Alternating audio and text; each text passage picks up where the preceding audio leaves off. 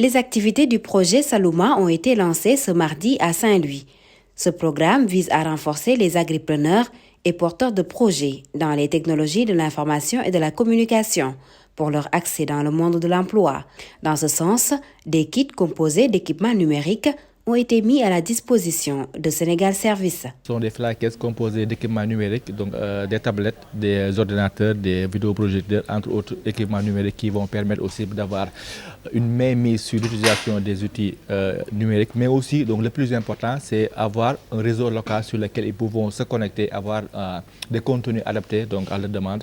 La structure va jouer un rôle dans la territorialisation des politiques du programme et dans l'accompagnement de ces jeunes dans le numérique. Nous espérons qu'à la fin de ce compagnonnage, un bon nombre de jeunes filles et de jeunes garçons seront outillés pour embrasser l'entrepreneuriat agri-jeune.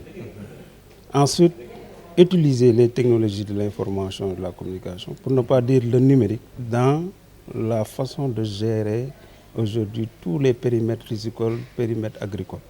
Et l'intégration aussi de l'intelligence artificielle est un atout dans le cadre de leurs activités. Au total, 2118 jeunes issus de 6 départements de la région de Saint-Louis seront enrôlés, ce qui va leur permettre de profiter du potentiel agricole du Nord. C'est une zone avec beaucoup de potentialité en termes d'agriculture, élevage et tout ce qui est donc métier agricole. Et donc comme phase pilote, donc nous avons décidé de prendre la zone de Saint-Louis. La demande est assez forte. Donc pour la première année, nous avons ciblé pour le moment 2118 jeunes, donc, et principalement donc